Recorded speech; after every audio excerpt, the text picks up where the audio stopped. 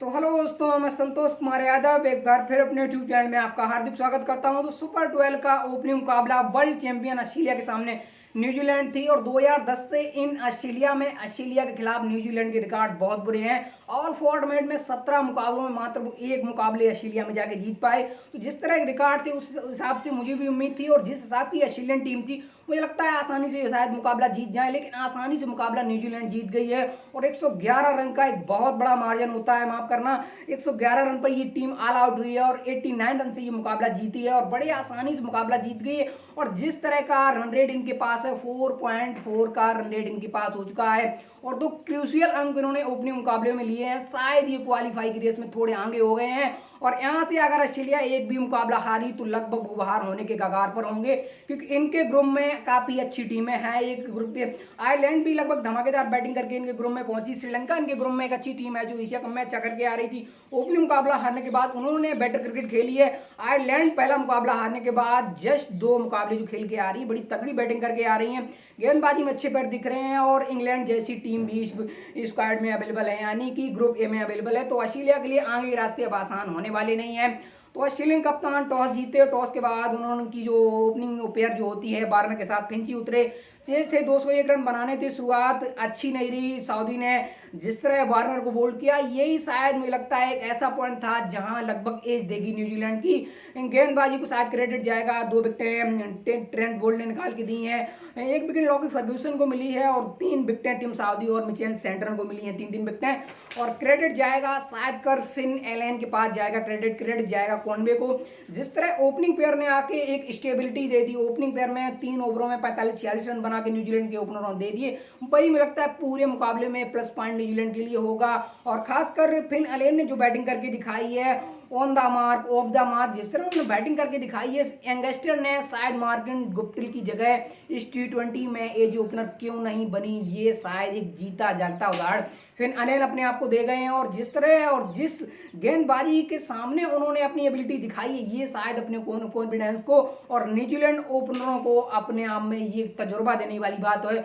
और 92 run Conway ने बनाए। कॉनवे ने उस पेस पे बैटिंग नहीं करी जिस पेस पर फिन एलन करके गए हैं। उन्होंने शुरुआत से टाइमिंग पे ज़्यादा तवज्जो दी, शायद बीच बीच में अटैकिंग अप्रोच भी अपनाई, एंकरिंग रोल के साथ भी गए हैं। जब फिन एलन की विकेट गिर गई, कप्तान विलियमसन आए। विलियमसन थोड़े मुझे लगता है लेजी दिखे, शायद उतने बेटर दिखे नहीं। फ्रंट फुट या बैक फुट की हम बात करते हैं उनकी जो, और शायद स्ट्रगलनेस अभी भी दिख रही। रन प्रति बॉल वो बना के गए हैं, गेंद फ्लिप आए, अच्छे पावर हिटर हैं तो उनको थोड़ा प्रमोट किया। मुझे लगता है आदर भी ऑप्शन न्यूजीलैंड के पास थे, वो आए जल्दी आउट हो गए। उसके बाद नीचे से जिम्मी निशान आए, 13 गेंदों में 26 रन बनाए और 200 तक पहुंचाने का एक क्रेडिट इनको भी जाएगा। इनके आप देखें 13 में 26 बनाए, 200 की स्ट्राइक रेट से आके आखिरी समय अच्छी गेंदबाजी भी हुई है ऑस्ट्रेलिया की, लेकिन जो ऑस्ट्रेलिया की गेंदबाजी दिखी है, किसी की इकोनॉमी 9 से ऊपर नहीं है।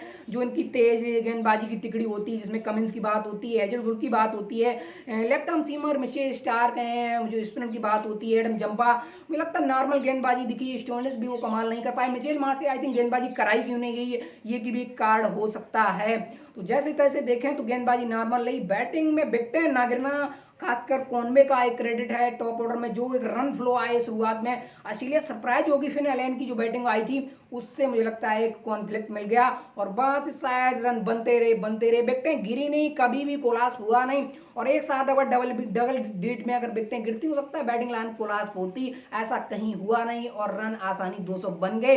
एक समय शायद ऐसा लग रहा था कि शायद अगर 10 ओवर के बाद अगर ये टीम बैटर खेली जिस हिसाब से इनके हाथ में विकेटें, ऐसा 210, 215, 220 भी जा सकते हैं, लेकिन शायद उन्होंने उतना अपने आप को भगाने की कोशिश नहीं करी। जहां उनको लगा कि शायद हमारी जल्दी विकेटें गिर सकें, उन्होंने 170, 180 की पेस से बैटिंग करना अपने आप को ठीक समझा। उसके बाद 201 रन बनाने थे ऑस्ट्रेलिया की, और ऑस्ट्रेलिया के पास जो बैटिंग लाइनअप है, ऑस्ट्रेलिया के जो रिकॉर्ड है, मुझे लगता है शायद इस मुकाबले में कठिनाई से ऑस्ट्रेलिया जीते। और ऐसा मुझे लगा कि शायद मुकाबला न्यूजीलैंड भले जीत जाए, लेकिन शायद आसानी से नहीं जीतेगी जिस हिसाब से उनकी गेंदबाजी ने मुकाबला जिता के दिया है। क्योंकि आप देखें कोई टीम अगर अच्छा करती है तो उसमें अपोजिशन की गेंदबाजी का बहुत बड़ा रोल होता है, और इसमें कमजोर दिखी है ऑस्ट्रेलियन गेंदबाजी। और सामने देखें न्यूजीलैंड के पास जो गेंदबाजी है, उन्होंने एडम मिलने को नहीं खिलाया, लॉकी फर्ग्यूसन की तरफ गए और 2 बड़े सीमर उनके पास जो हैं, टिम साउदी की बात करें, लेफ्ट आर्म सीमर, हम ट्रेंट बोल्ट की बात करते हैं, इस सोडी के साथ साथ जो गेंदबाजी मिचेल सेंटर ने करके दिखाई, एरन फिंच को जो आउट किया,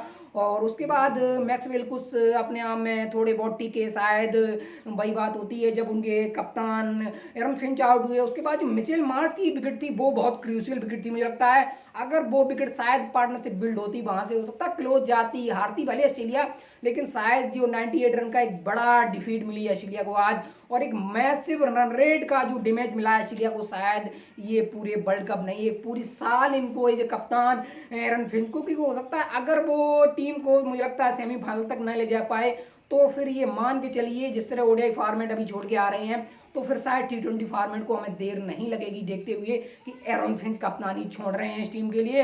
और आपको पता है टी20 फॉर्मेट भी उनका एकमात्र खेल ऑस्ट्रेलिया के लिए रह गया है। और ओडीआई फिगर में आप देखें तो कमिंस कप्तान आए, कमिंस ने नीचे से कोशिश करी लेकिन हाथ में विकेटें नहीं थी, एक इन पर शायद स्टैग रेट ऊपर चढ़ा था जहां रन लगातार कंटिन्यू चाहिए थे, अच्छे स्टैग रेट रन चाहिए थे, और ऑस्ट्रेलिया की लगातार विकेटें रही। और उसके बाद स्टोनिस की हम बात करते हैं, स्टोनिस जब रन बन रहे होते हैं उस बैटिंग लाइनअप में आके अच्छा करते हैं, और शायद जब आपकी विकेटें गिर जाती हैं स्टोनिस शायद उतना अच्छा नहीं कर पाते हैं। और मैक्सवेल की तो आपने देखी है, इंडिया लास्ट टाइम अभी लास्ट मंथ आई थी बिफोर द वर्ल्ड कप से पहले, तो जस्ट मैक्सवेल वहाँ कुछ नहीं करके आए हैं, वेस्ट इंडीज के खिलाफ मैक्सवेल ने कुछ नहीं किया, और जो इंग्लैंड के खिलाफ सीरीज थी वहाँ भी कुछ खास नहीं है। तो मैक्सवेल तो एक ऐसे प्लेयर हैं, शायद एक जो ऋषभ पंत इंडिया में जिस तरह एक हवा बने हैं वैसे ऑस्ट्रेलिया के लिए एक मैक्सवेल हवा बने हैं। हाँ कोशिश आई थिंक ठीक थी, 27-28 रन उनके हैं, लेकिन इतने से काम चलने वाला नहीं है। अगर टॉप ऑर्डर की तरह विकेटें गिरेंगी तो मिडिल ऑर्डर को पार्टनरशिप बिल्ड करना आना होगा, तभी Australia I think Tim David की बात होती है, टिम डेविड बहुत बड़े हार्ड हिटर हैं।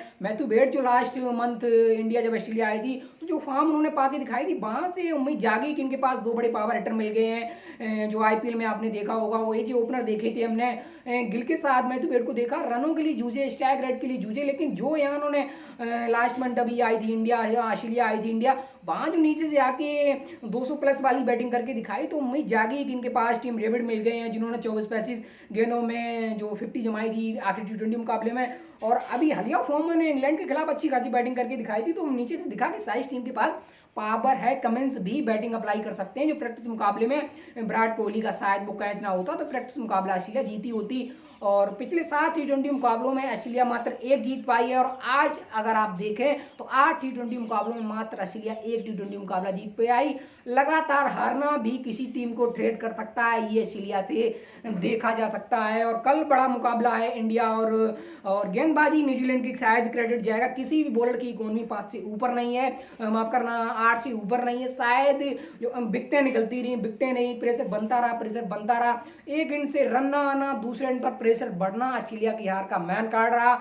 और एक प्रेशर था कि मुकाबले से पहले शायद न्यूजीलैंड के ऊपर जो प्रेशर था कि आप 2010 से ऑस्ट्रेलिया में जाके एक ही मुकाबला जीते हैं और फॉर्मेट में शायद आपके रिकॉर्ड खराब हैं, तो शायद आप उनको लोगों ने अंडर एस्टिमेट किया कि शायद ये वर्ल्ड कप में उतनी बेटर टीम नहीं है, जो कि मुझे दिखा लास्ट 6 मंथ से शायद उन्होंने टी20 वाली जनरेशन में वो देखें टी20 सीरीजें नहीं खेली हैं और जीती भी बड़ी धमाकेदार नहीं है। बैटिंग ऑर्डर में थोड़ी प्रॉब्लम दिख रही थी, टॉप ऑर्डर में फिन अलेन थे, कौन में थे कि क्या है जी जो नया ओपनिंग प्लेयर आया इनका क्या वो कैरी कर पाएगा ओपनिंग प्लेयर। उसके बाद विलियमसन की स्टैगरेट, मार्किन गुप्टिल की टी20 टीम में जगह नहीं।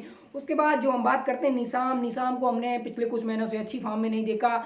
हाँ गेन फ्लिप अच्छी बैटिंग कर सकते थे। और तो माइकल ब्रेसवेल की बात करते हैं, मार्क चैपमैन की बात करते हैं, 2 बड़े पावर हिटर इनके पास हैं, बैटिंग ऑलराउंडर का काम करते हैं, तो आई थिंक इनकी भी बैटिंग नहीं आई। इसके बाद ये टीम ने 200 प्लस लगा के दिखाए हैं। इसी दिखता है कि अगर टॉप ऑर्डर में फिल एलेन वो काम करेंगे 170-180 वाली बैटिंग करने का, और उन्होंने 15-16 गेंदों में जो एक 40 प्लस का केमियो खेला है, आई थिंक मैच का क्रूशियल मोमेंटम था ऑस्ट्रेलिया के लिए। और मुझे लगता है जिस हिसाब से इस लड़के ने शुरुआत दी, पहले ओवर में चौका छक्का on the rise on the mark, जिस तरह शॉट लगाए, मुझे लगता है ये बहुत बड़ी बात है। और गेंदबाजी हमने बताया इस टीम के पास अच्छी है, और सामने वाली टीमें मुझे लगता है इनसे अब डरेंगी, क्योंकि बड़ा मैसिव रनआउट का जो पैकेज है वो ऑस्ट्रेलिया अपने साथ बिलो करके गई है, और अपर हैंड मुझे लगता है न्यूजीलैंड हो चुकी सेमीफाइनल के लिए। और जो मुकाबला चल रहा है, दूसरा मुकाबला है अफगानिस्तान के सामने, इंग्लैंड है। इंग्लैंड ने भी गेंदबाजी चुनी है, उन्होंने उस तरह से काम नहीं किया है जो पहले मुकाबले में हुआ कि नहीं हम बैटिंग करेंगे पहले तभी मुकाबला जीतेंगे। तो अभी तक मुझे लगता है